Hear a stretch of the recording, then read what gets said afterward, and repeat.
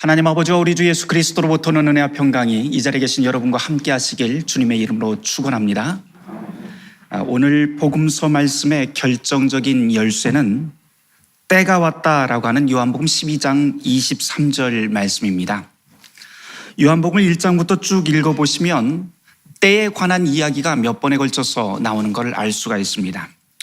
예를 들어서 요한복음 2장에 보면 유명한 가나 이적 사건이 나오지요. 거기 보면은 포도주가 떨어지자 잔치집에서 마리아가 예수님께 이것을 해결해 달라고 간청하는 대목이 나옵니다. 하지만 예수님께서는 아직 내 때가 이르지 않았다라고 거부하는 말씀이 여기 등장을 하죠. 그 이외에도 7장 30절 그리고 8장 20절에도 예수님이 아직 때가 이르지 않았다라고 하는 말씀으로 그렇게 나오는 대목들이 거듭 나옵니다. 거기서 이제 오늘 교회력 복음서 본문인 12장 말씀으로 오면 예수님께서 드디어 때가 왔다라고 하는 선언을 하십니다. 유대인이 아닌 헬라인들이 예수님을 찾아온 것이 바로 하나님의 영광을 드러낼 때의 신호탄이 됩니다. 이것이 요한복음 12장 23절 말씀이죠. 거기 보면 인자가 영광을 얻을 때가 되었다라고 되어 있습니다. 하나님의 아들이 해야 할 일을 드디어 만방에 펼쳐놓을 때가 됐다라고 하는 뜻이죠. 여기서 우리는 중요한 묵상거리 하나를 발견하게 됩니다. 왜 하필 예수님은 헬라인이 찾아온 것을 이 때를 알리는 신호탄으로 사용하실까라고 하는 겁니다. 유대인들의 입장에서 한번 생각을 해볼까요? 이제껏 유대인들은 자기들을 선택된 민족으로 굳게 믿었습니다. 그리고 미래에 오실 메시아는 선민인 유대인 백성만을 구원하실 것이라고 굳게 믿었죠. 그리고 그런 유대인 가운데서도 그나마 예수님을 만난 사람들은 바로 예수님을 쳐다보면서 이분이야말로 우리 이스라엘을 구원할 분으로 그렇게 생각합니다.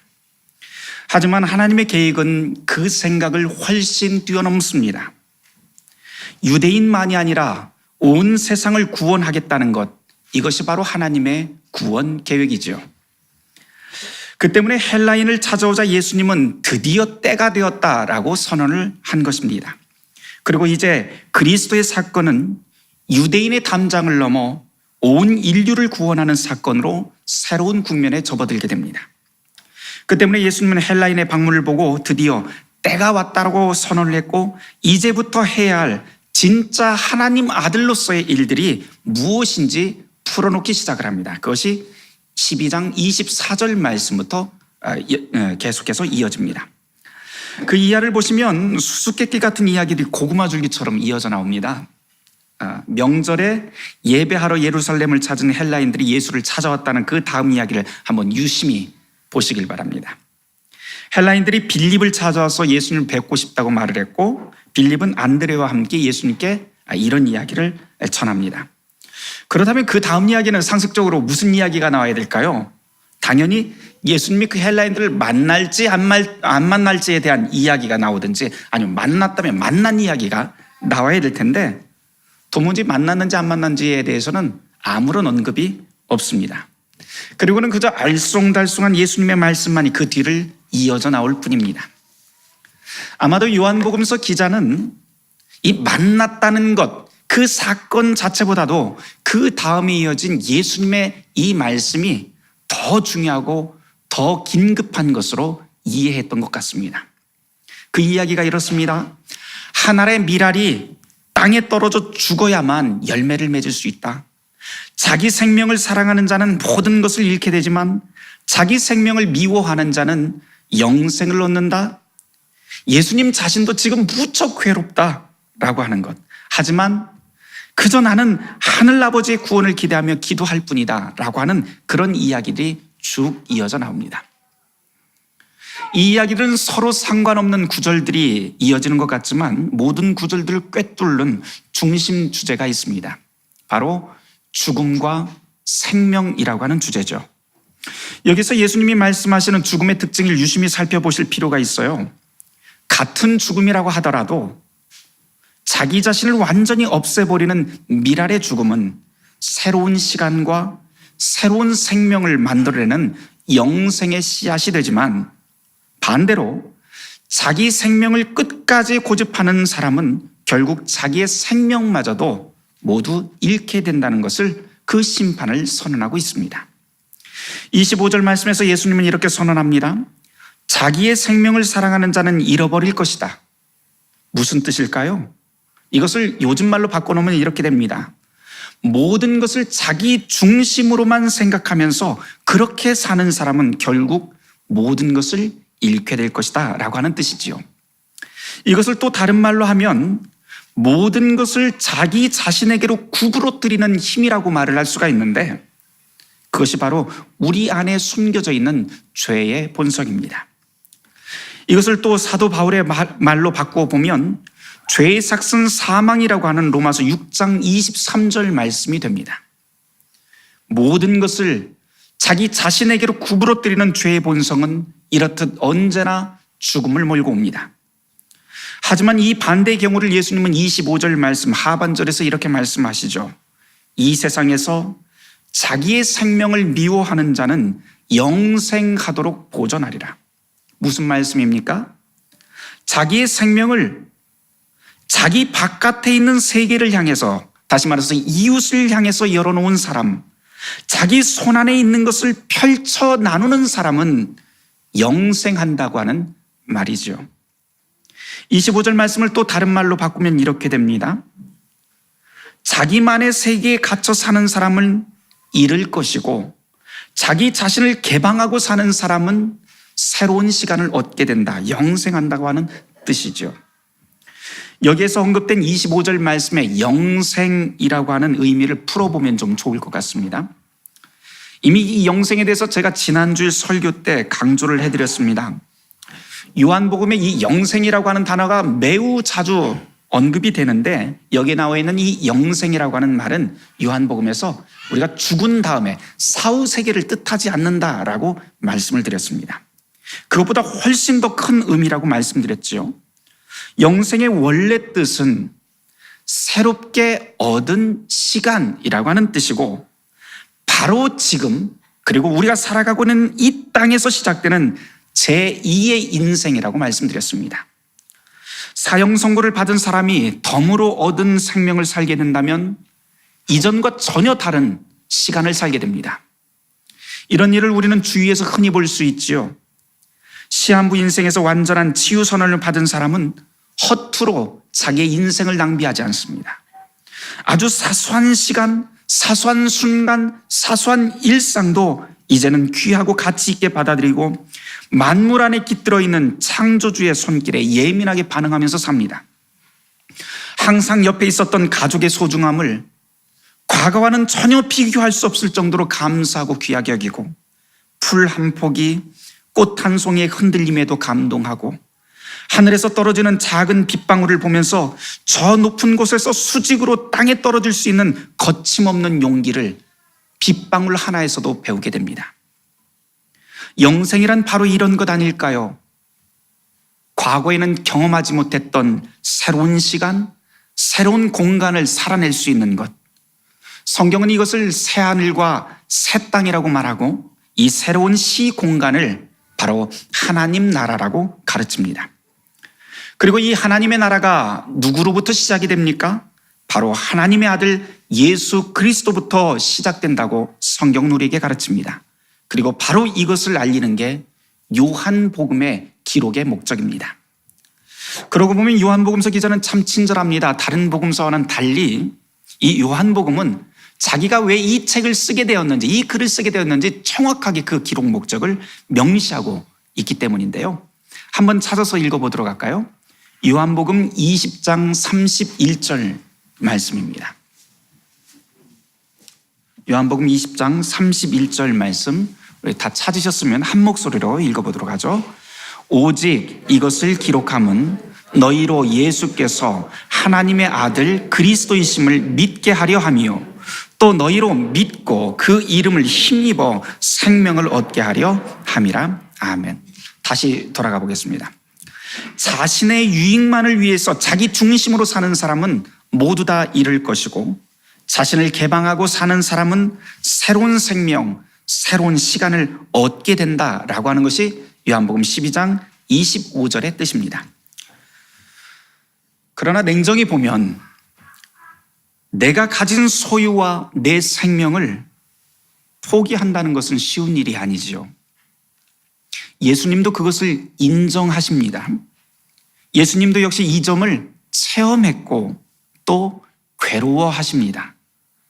12장 27절 말씀을 한번 보시기를 바라요. 거기에 보면 예수님도 역시 남을 위해서 생명을 내어놓아야 되는 그 대업을 앞두고 무척 괴로워하는 장면이 거기에 그려져 있습니다. 그렇기 때문에 이러한 고통을 당하시고 그런 괴로움을 당하신 그분이 우리의 고충을 충분히 알고 계십니다. 그러나 이 대목에서 더 중요한 것은 그 괴로움을 넘어서는 예수님의 태도입니다. 27절, 28절 말씀을 보시길 바랍니다.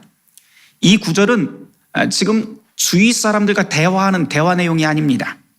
무엇입니까? 하늘 아버지에게 기도하는 장면이죠.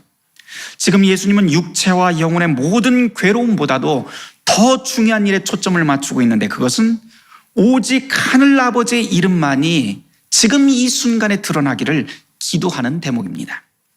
기도가 무엇입니까? 하나님과의 대화이죠. 그런데 그 대화 가운데 예수님이 보여주신 모범이 있습니다. 나의 모든 것이 하나님께로부터 왔고 그 모든 것을 다시 하늘 아버지께 맡기는 태도입니다. 그리고 오직 하나님의 이름만이 나의 모든 삶을 통해서 빛나기를 간구하는 것, 이것이 바로 예수님이 지금 보여주고 계시는 기도의 태도입니다.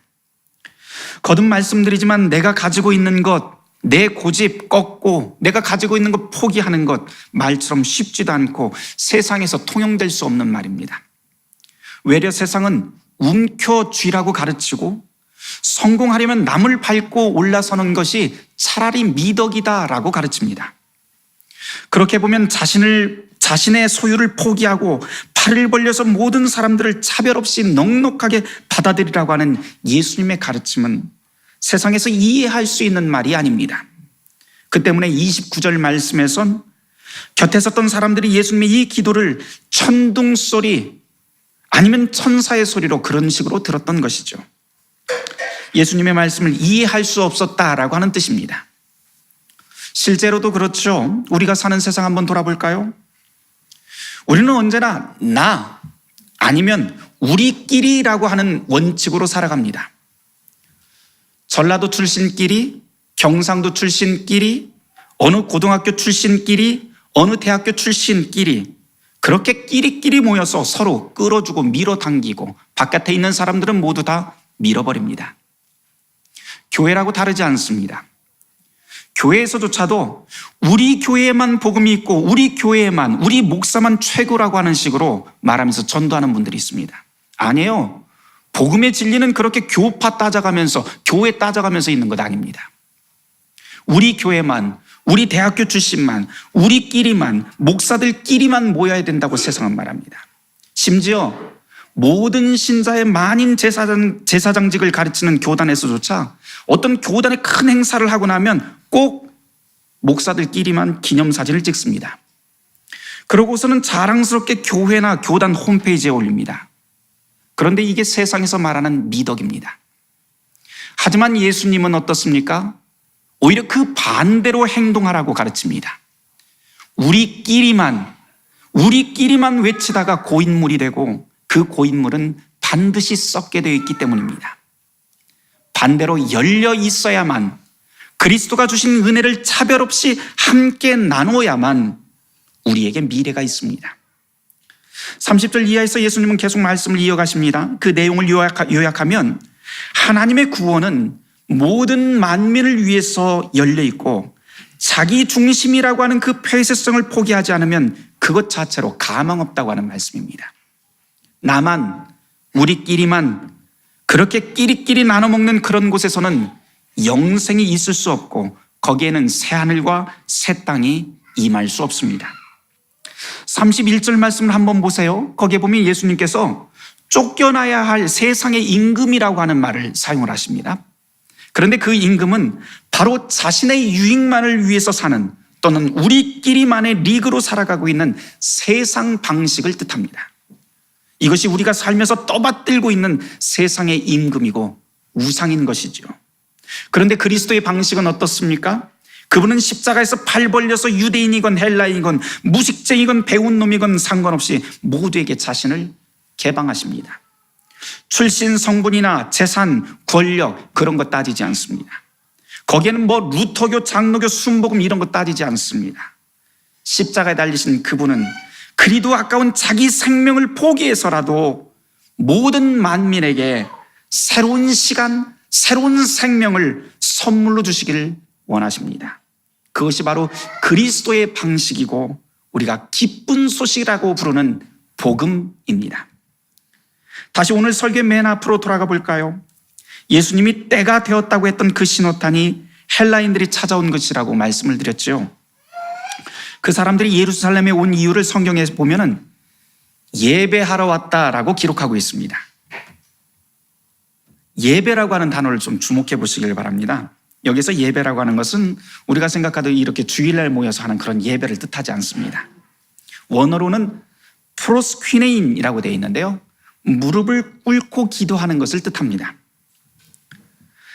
유대인들에게 무릎이라고 하는 것이 또 의미가 있는데요, 유대인들에게 무릎은 힘을 상징을 합니다. 그러니 무릎을 꿇는다고 하는 것은 무슨 뜻이 됩니까? 바로 내가 가진 힘을 포기하고 모든 것을 만물의 주인이신 창조주 하나님께 다 내맡긴다라고 하는 뜻이 무릎을 꿇는다, 기도한다라고 하는 뜻이 됩니다.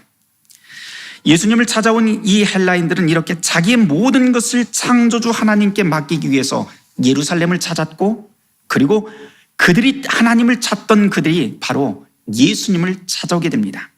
그리고 그렇게 찾아온 그 헬라인들에게 새하늘과 새 땅이 약속이 됩니다.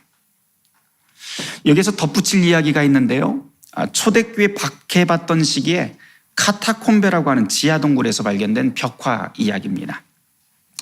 여러분들 성지순례 유적지 탐방을 하면서 보신 분들이 꽤 있을 것 같아요. 아니면은 인터넷 그림이라든지 이런 곳에서 이 카타콤베라고 하는 지하동굴 그 벽화를 보신 분들이 꽤 많을 것 같습니다. 이 카타콤베에는 여러 벽화들이 아직도 남아 있는데 그 중에 두 팔을 벌리고 하늘을 향해서 기도하고 있는 한 여성의 벽화가 있습니다. 이 그림 아주 유명합니다. 이것을 오란테라고 그렇게 부르는데, 이 오란테 자세는 초기 기독교 미술에서 언제나 여성으로 그려집니다. 남자로 그려지는 법이 없습니다. 중세로 넘어오면 이제 남자로 변하게 됐는데요, 그 이전까지는 남자가 아니라 항상 여자가 팔을 벌려서 하늘을 향해서 서서 기도하는 자세로 이렇게 그려져 있습니다. 그 이유가 있어요. 남자가 아닌 여자인 이유가 있습니다. 남자와 달리 여자는 새로운 생명을 잉태할 수 있고 그 생명을 품 안에 넣는 본성이 있기 때문인데, 아쉽게도 남자에게는 그런 본성이 없습니다.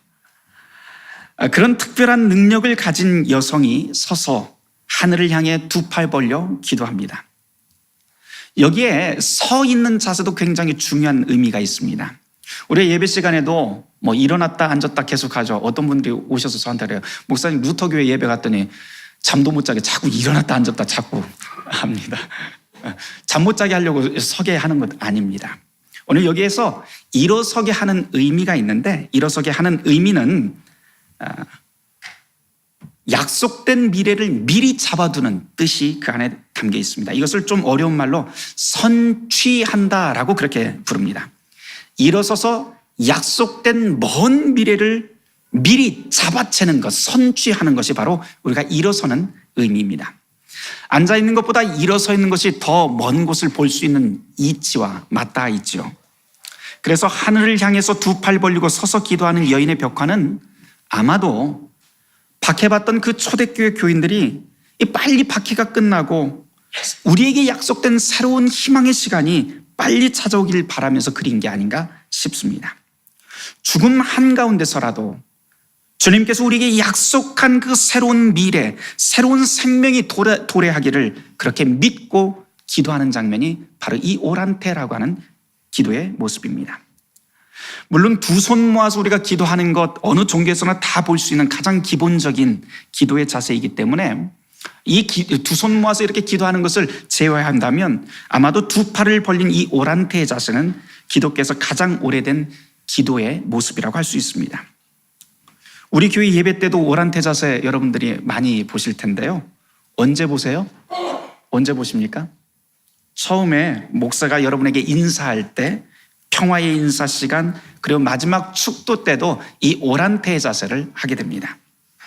이렇게 팔을 벌려서 기도하고 인사하는 이유는 바로 이것이야말로 하나님께 간절히 간구하는 자세고 그분께 나의 모든 것을 항복한다고 하는 고백이기 때문입니다. 팔을 벌린 이 자세는 폭력의 의사가 없음을 나타내는 평화의 자세이고, 또한 두 팔을 벌려서 스스로를 모든 사람들에게 개방한다고 하는 뜻이고, 동시에 하늘을 향해서 은총을 간절히 구하는 자세이며, 또 이미 우리에게 약속된 구원의 미래를 미리 선취한다고 하는 상징적 행동입니다. 여기서 여러분들이 꼭 기억해야 될 것은 예배 시간에 보여드리는 이 목회자의 행동은 사실 목회자 혼자만 하는 행동이 아니라 바로 여러분 자신의 행동이라고 하는 점입니다. 목사가 이 자리에 잘라서 서 있는 것 아닙니다. 교회 공동체 모든 신자들의 대표로 서 있을 뿐입니다. 그런데 이게 가장 중요합니다. 그렇기 때문에 목사의 행동 하나하나는 사실 예배 가운데서 여러분들의 행동이 됩니다.